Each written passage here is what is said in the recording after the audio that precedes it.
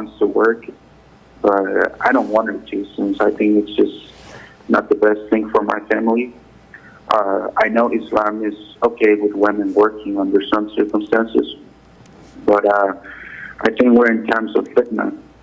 And of course, my country is far from being a Muslim country. So I just think it's better if she doesn't work while I provide for her. And she takes care of our home. And my question is, would I be oppressive if I stop her from working, and does she have to obey me? Yes. Okay. First of all, Akhi Abu Bakr, in Islam, things are crystal clear, and it's black and white.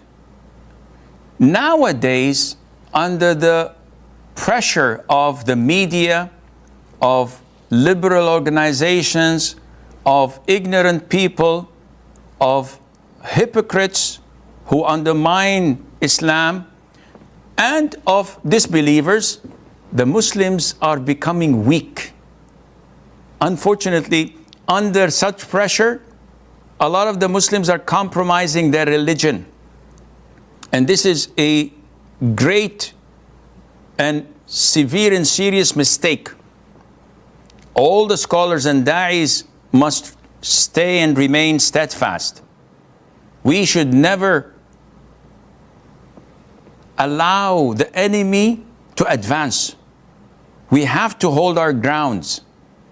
Having said that, as you clearly stated, it is permissible for a woman to work, providing, number one, her husband allows her to. Number two, and this is an important condition, there is no fitna, there is no free mixing. She is not endangering her religion by exposing herself without hijab or free mixing or being in a place that she shouldn't be in.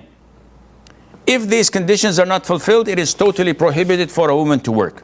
Now, if you provide for your wife and for your family, 100%, you put the food on the table, there's no need for her to work, then you have the full right to prevent her from working. Even if you don't have any reason. Simon says, I don't want her to work. This is your God-given right as a husband. A co-pilot, when sitting on the right seat, if the captain says, descend 500 feet, and the co-pilot says, nope, I'd like to go right or take another route, is this permissible? Definitely not. Because they have one captain. There's one guardian, one leader of the house, and that is the man. Usually he's the one wearing the pants. Nowadays in the West, it's the opposite and the other way around. It's the women who wear the pants, unfortunately, and this is totally wrong. So hold your grounds. You don't want her to work and you're providing for her, say to her, no. If she's defiant and she's insisting and breaking your word and not adhering to what you say, you have the full right to admonish her, to remind her of Allah Azza wa Jal, to follow all the steps needed in bringing her back to her senses. If nothing works, bring a meditator from your family, an arbitrator from your family and hers, to talk it over. If it doesn't work, ditch her, divorce her, and put your mind at ease, and get someone who's righteous, practicing, that would make your life a paradise, because such an evil woman is not worthy of investing the rest of your life with. You've tried all means to explain to her that this is the Islamic ruling. She doesn't want Islam.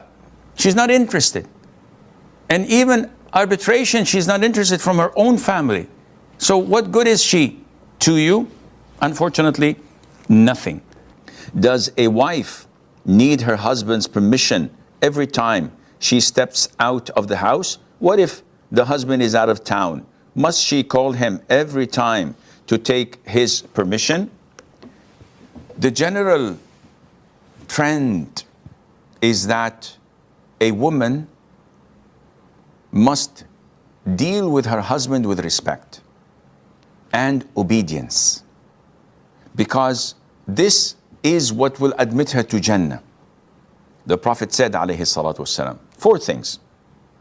If a woman succeeds in doing them, she will enter Jannah. If she prays her fard prayers, the 5 daily prayers, fasts her Ramadan, protects her chastity, and obeys her husband, she will enter paradise from any gate she wants. And this, by itself, is nothing compared to what men have to do in order to qualify to enter Jannah. So we think. But indeed, it's a heavy burden and a great task for women to undertake. And this is their test in this life.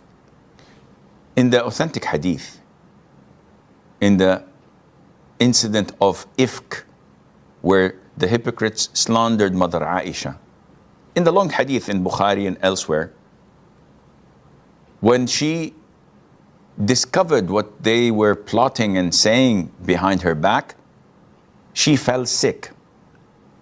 But she said, "O Prophet of Allah, do you permit me to visit my parents?" This, the scholars say, is a clear indication that a woman must not leave her house without the permission of her husband. Now, generally speaking, normal husbands give an open permission. I give my wife an open permission to leave wherever she wants, to go wherever she wants. Because I trust her, I have no problem with that. However, my wife, till date, does not go without informing me, I'm going to my mom's house, I'm going to do this or that, I'm going to visit a friend. And I say, you don't have to say that to me. She said, no, I feel it's my obligation. And this is normal. But if the husband insists, in this case, yes, you have to seek his permission. Having said that, some men exaggerate and they make their wives live in a prison. So they totally force them to boycott their family. Don't go and visit your parents. You're not allowed to see your siblings. You're not allowed to go out. And the woman feels suffocated. Now, in so many cases, such relationships end up in divorce, but after it's too late, like after 20 years or so.